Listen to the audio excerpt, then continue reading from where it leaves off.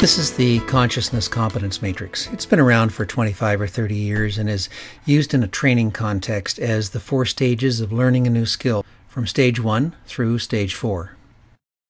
As a starter, I'm going to step you through the stages to give you a sense of what it's really designed for, at least at a high level. I'm going to use an example of skydiving. As an unconscious incompetent, I'm unaware that I don't know something or don't have a particular skill, like skydiving, and I probably don't care. If I decide at some point that I'd really like to get into skydiving, I then become fully aware that I don't have the skill or the knowledge to be a skydiver, and probably now do care. I am now consciously incompetent. Through learning and practice, I build the knowledge and skills to skydive safely and with no anxiety or fear. I am now consciously competent. By the time I reach stage 4, I am so good at skydiving I don't even have to think about it. Properly preparing for the jump is automatic. I am now unconsciously competent. I like to look at this model in a different way, using it as a framework to adjust our behavior to ensure the automatic responses we have developed over time still really work for us. Over the years, we consciously develop practices that work for us. Looking other people in the eye when speaking to them, having a firm handshake, smiling or laughing at another's jokes, or more recently, looking at our blackberries when they buzz to demonstrate our responsiveness to clients, colleagues, and family. Over time, these conscious practices become habits. We do them without thinking, and they really work for us. We are now unconsciously competent, right where our brain likes us to be, so our conscious brain can focus on other things.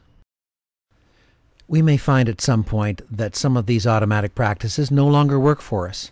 For example, we're told and we sense that we're getting sidetracked from focusing on a task at hand, or we're being insensitive to others. We automatically grab our vibrating berries. Since it no longer works for us, we are now being unconsciously incompetent, at least from our own perspective. Our objective now is to get back to being unconsciously competent, but this time giving our full attention to the person we're face to face with, or staying focused on a project or task that we're trying to concentrate on.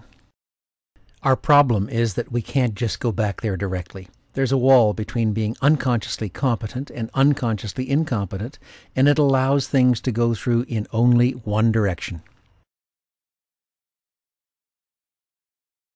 To get back there, we need to go through stages 2, 3, and 4 again with the newly desired habit. Our first step is to become aware of ourselves doing the behavior we're trying to stop. Often, that means engaging a colleague to tell us when they see us doing it, since most of us are not very good at catching ourselves at the beginning, especially when the habit is so ingrained. After a while, we become more aware and catch ourselves as we are doing it, or just after.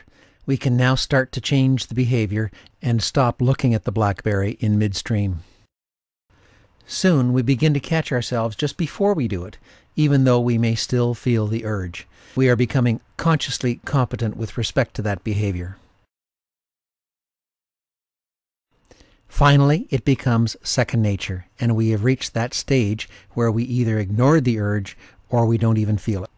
We have returned to being unconsciously competent with respect to that desired behavior, right where we want to be, at least until the behavior no longer works for us. This path takes approximately 21 to 26 days of active behavior modification, so don't beat yourself up if you haven't mastered it over the weekend. Give it a try. Pick a behavior you'd like to change, contract with a partner to let you know when you're exhibiting the old behavior, and reward yourself each time you do it right. Stay at it for 3 or 4 weeks and you'll have a new habit.